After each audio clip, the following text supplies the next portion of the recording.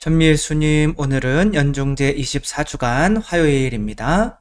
성부와 성자와 성령의 이름으로 아멘. 잠시 공지 말씀 먼저 드리자면, 화요일인데 이제 수요일, 목요일 복음 묵상은 잠깐 쉬도록 하겠습니다. 왜냐하면은 제가 연수를 다녀와야 되기 때문에 그렇게 수요일, 목요일 어쩌면 금요일, 근데 금요일은 아마 할 것 같고요. 그렇게 없는 거로 이렇게 알아주시고, 오늘 복음 말씀은 예수님께서 나인이라고 하는 동네에 들어가셔서 과부의 아들을 살려주시는 그런 내용인데, 뭐 이 어머니나 이 사람들이 예수님에 대해서 신앙이 있었던 것은 아닌데 예수님께서 그냥 살려주시죠. 그래서 좀 특별하다. 이게 무슨 의미가 있을까? 그러니까 처음에는 아마도 당신을 잃고 슬퍼하실 이 어머니의 미래의 성모 마리아의 마음을 보시고 그 성모 마리아를 또 위로하는 또 마음으로 이렇게 고쳐 주셨을 수 있겠다. 이런 생각이 들기도 했었는데, 또 다른 것으로 생각해 보자면 뭐 그거 그렇게 되면 뭐 죽은 아들들은 다 살려줘야 되는 거잖아요.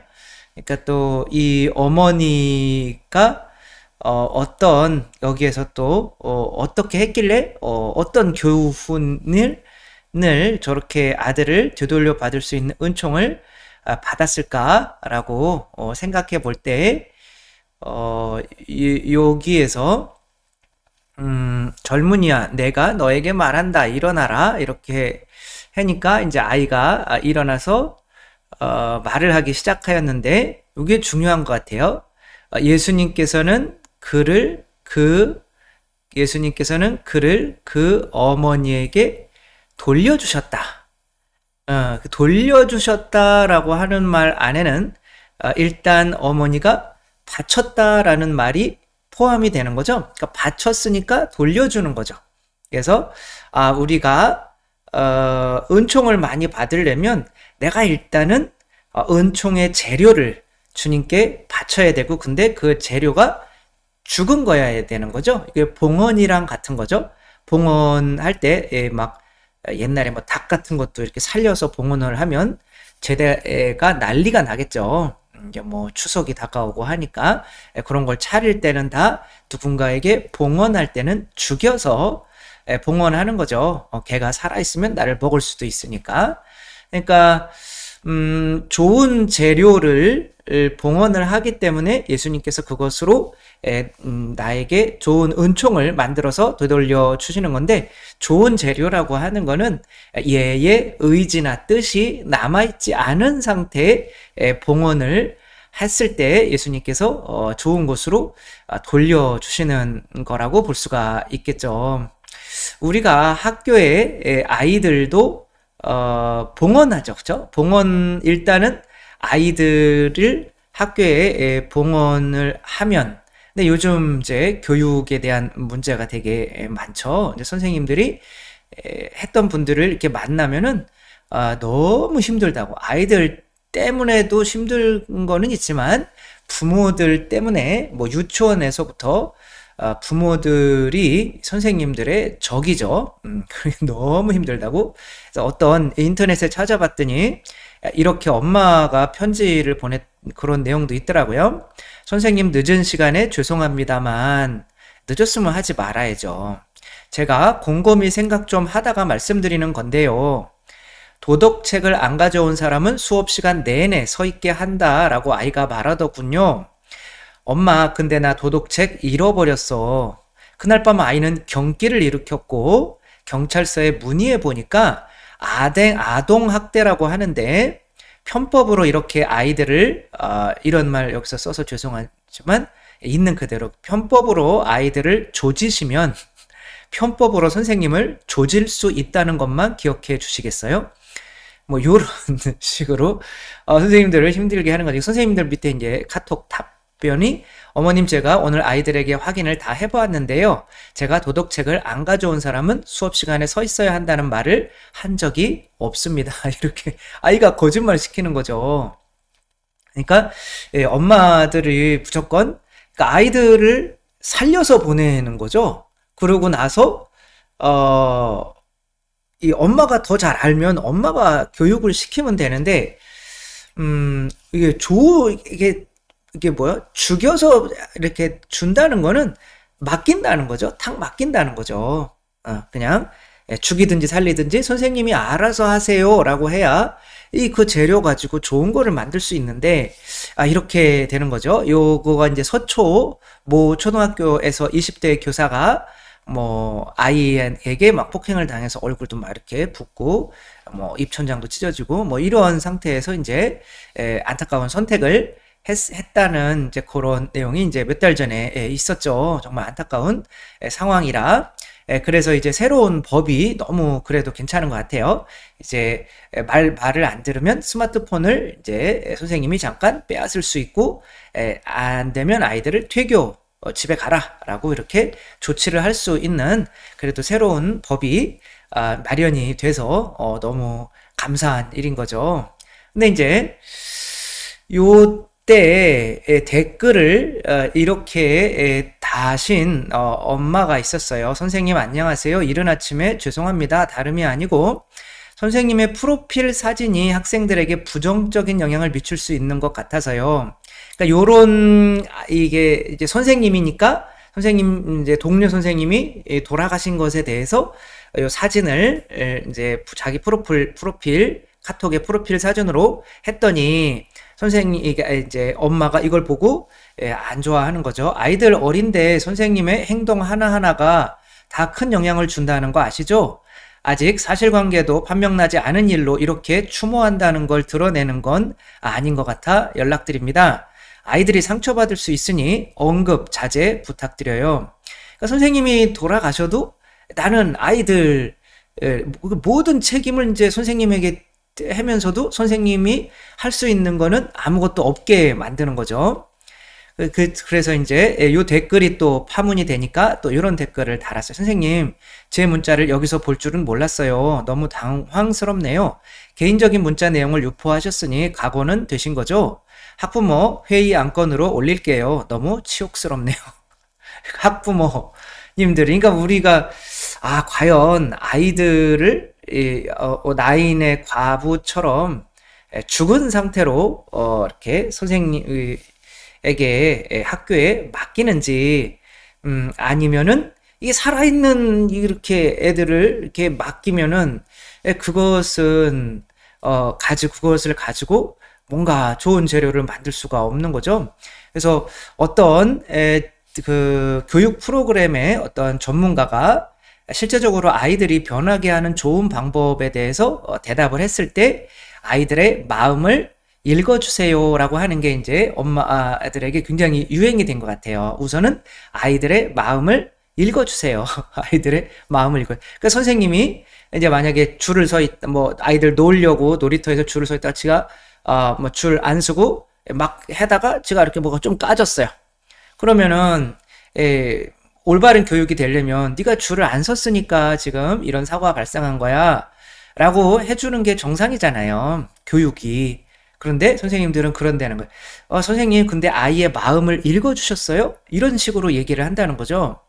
그러니까 엄마나 잘 읽어주면 되지. 물론 아이의 마음을 읽지 말라는 건 아니지만 교육이라고 하는 거는 새롭게 태어나게 하는 건데 그 아이들이 죽는 것을 원하지 않으면서 이렇게 학교에 보내니 아이들이 학교에서 올바른 교육을 받을 수가 없는 거죠. 그래서 이런 하느님이시오 사람이신 그리스도의 시에 이런 어떤 비유 말씀이 나와요. 예수님께서 해주신 건데 어떤 부자가 이 그릇을 만드는 장인에게 질이 좋은 꿀과 같은 황금색 재료의 큰 덩어리를 가지고 와서 이것을 가공해서 항아리를 하나 만들어 달라. 조각을 해서 라고 했는데 그게 이제 뭐 송진처럼 송진이 뭐 잔뜩 들어간 그런 뭐 물렁물렁한 나무처럼 돼 있어서 이거는 조각을 할 수가 있는 상태가 아니다라고 했더니 내 친구가 이거 가지고 좋은 거 만들었는데 거기에 포도주를 넣으니까 완전 어디에서도 얻을 수 없는 맛이 나더라. 이거 빨리 만들어라. 근데 그거는 아무리 봐도 이거 가지고는 항아리가 될 수가 없습니다. 그 사람이 지금 이게 어르신을 속인 겁니다. 이렇게 하니까 쓸데기 없는 소리 하지 말고 만들게나 하라고. 그 사람은 그거로 만들어가지고 좋은 항아리가 있는데 나는 더 큰 항아리를 만들어서 그 사람을 좀 기를 좀 죽여주려고 하는데 왜 안 만드냐. 똑같은 재료인데. 그거는 아마도 오랫동안 있어가지고 그 송진이나 이런 것들이 굳어서 대패질도 할 수 있고 깎아서 그렇게 된 거지. 지금 이거 가지고는 할 수가 없습니다. 그랬더니 내가 얼마나 부잔데 니네 이 그릇 만드는데 사가지고 너 거지 만들 수도 있어. 그러니까 빨리 잠소리 하지 말고 만들어. 그러니까 어쩔 수 없이 이렇게 해다 보니까 이게 뭐 물렁물렁 해가지고 잘 돼요, 안 돼요? 안 되는 거예요. 그래서 요거를 이제 불 속에 놓으면은 좀 잘 될까? 불 속에 넣었더니 송진이 더 물렁물렁하지잖아요. 그러니까 이렇게 해놓으면은 다시 푹 주저앉고, 해놓으면 다시 푹 주저앉고. 그래가지고 이게 안 되겠다. 그래가지고 이제 얼음을 이제 그 눈으로 차갑게 했더니 딱딱해지긴 한 거예요. 근데 이렇게 조각을 하려고 그러니까 다 깨져버렸어요. 그러니까 아무리 해도 안 되는 거죠. 그래가지고 이제 가족들과 이것은 가공할 수 없음이라는 이제 쪽지를 남기고 가족들과 함께 튀었다는, 도망갔다는 그런 슬픈 사연이 전해지죠. 이거 마찬가지인 거예요. 우리도 예수님께 우리 자신을 이제 봉헌하는 거죠. 그러면 좋은 우리 자신으로 돌려받게 되는 거죠.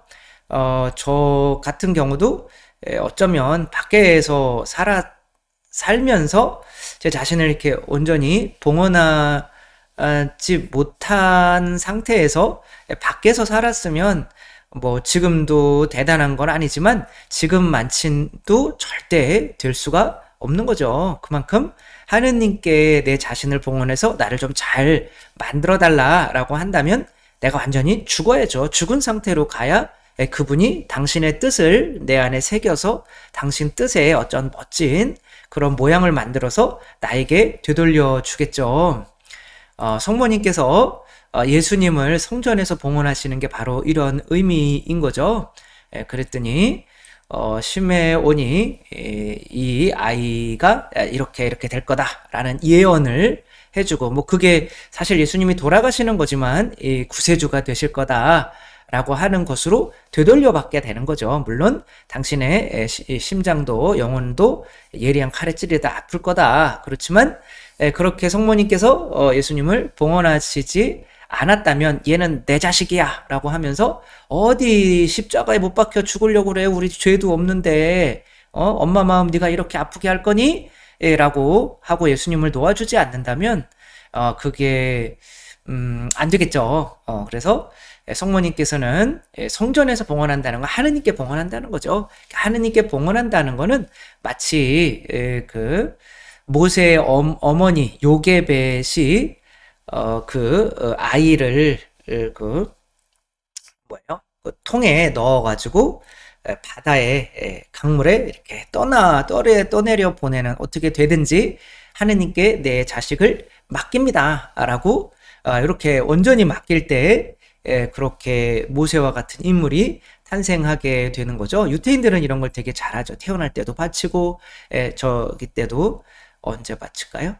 성인식 때도 바치고 하는데 우리들은 어쩌면 아직도 아이들이 컸는데 아이들 때문에 막 힘들어하고 있다면 아이들을 바친 게 아닌 거죠. 그러니까 하느님께서 그 아이들을 좋게 만들어서 나한테 되돌려 줄 수가 없는 거죠. 이 나인의 과부의 이 모습을 보고 또 그렇게 완전히 죽어 있기 때문에 어쩌면 살려 주실 수 있으셨던 것 같아요. 그런 것처럼 우리들도 나 자신 혹은 내 자녀들 무언가를 이렇게 어딘가에 맡기고 이 사람이 좀 얘가 변화됐으면 좋겠다라고 봉헌할 때 죽여서 항상 동원해야 더 완전한 은총을 그분이 원하는 모양으로 만들어줘서 다시 되돌려 주신다는 거 또 생각하며 우리들도 더 좋은 거 받기 위해서 더 완전한 봉헌을 할 줄 아는 우리 모두가 되었으면 좋겠습니다. 주님께서 여러분과 함께 전능하신 천주 성부와 성자와 성령께서는 여기 모인 모든 이에게 축복을 내리시어 길이 머물게 하소서. 주님과 함께 가서 복음을 전합시다. 하느님 감사합니다. 성부와 성자와 성령의 이름으로 아멘. 감사합니다. 사랑합니다.